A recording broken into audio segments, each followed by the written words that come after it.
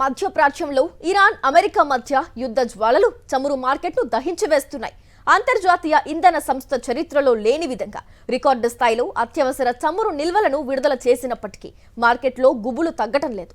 Asia మార్కెట్లు నేడు భారీ నష్టాలతో ప్రారంభం కాగా ముడి చమురు ధరలు మళ్లీ ఆకాశాన్ని తాకుతున్నాయి. దీనికి సంబంధించిన పూర్తి వివరాలు చూద్దాం. అంతర్జాతీయ మార్కెట్లో చమురు సెగలు కొనసాగుతున్నాయి. గురువారం ఆసియా ట్రేడింగ్లో బ్రెంట్ క్రూడ్ ధర ఏకంగా 6.5% పెరిగి $97.93 చేరుకుంది.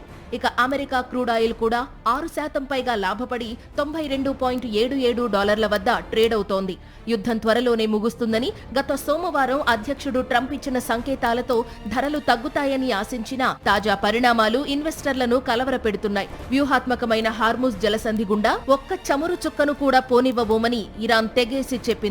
అంతేకాకుండా యుద్ధం కొనసాగితే చమురు ధర ఏకంగా $200లకు చేరుకుంటుందని ఇరాన్ హెచ్చరించడం మార్కెట్లలో భయాందోళనలు పెంచుతోంది. చమురు సరఫరాలో అంతరాయం కలగకుండా చూసేందుకు ఐఈఏ సభ్య దేశాలు 400 మిలియన్ బ్యారెళ్ల నిల్వలను విడుదల చేసినప్పటికీ ఆ ప్రభావం స్వల్పంగానే కనిపిస్తోంది. యుద్ధ భయాల ముందు ఈ చర్యలు సరిపోవని విశ్లేషకులు భావిస్తున్నారు.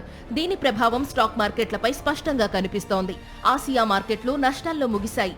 జపాన్కు చెందిన నిక్కీ, ఆస్ట్రేలియాకు చెందిన ASX 200 దాదాపు 1% నష్టపోగా దక్షిణ కొరియాకు చెందిన కోస్పీ ఇండెక్స్ కూడా స్వల్ప నష్టాల్లో కొనసాగుతోంది.